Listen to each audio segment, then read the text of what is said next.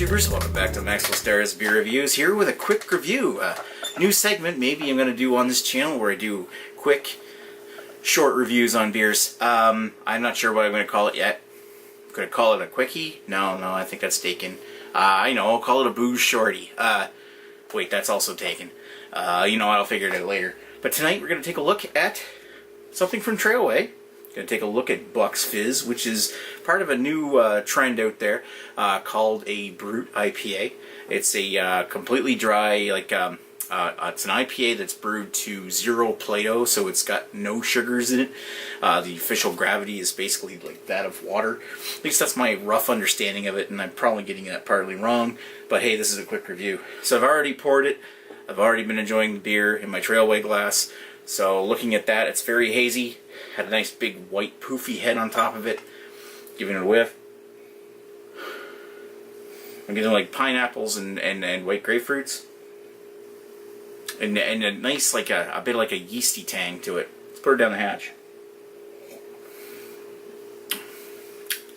And this is a flavor I get in a lot of Trailways beers lately, especially the hazier ones. It's almost coming across as having a little bit of like a chalky back taste in the back.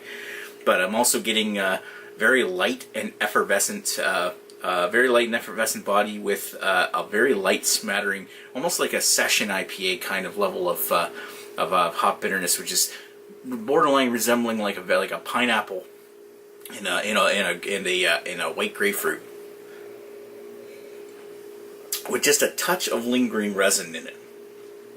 And given that the style is a Brut IPA, it's interesting. I gotta say that that's the first one I've had a chance to try. I'm finding the whole idea of having a beer that doesn't have any lingering sweetness. It's got a very drying backbone. It's interesting, but I'm hesitant to call this thing an IPA for sure. It doesn't strike me as what the traditional IPA should be.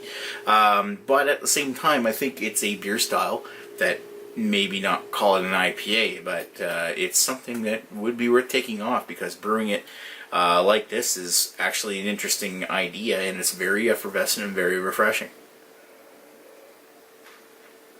I think I'm going to give that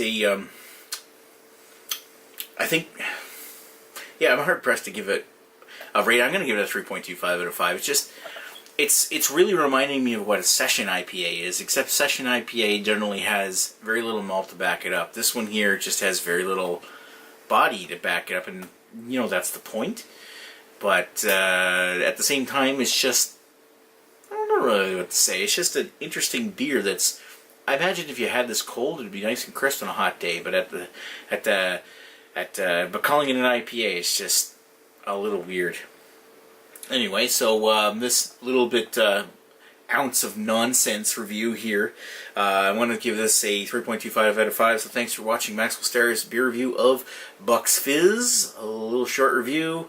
Thanks for watching. Chat with you folks later. Cheers.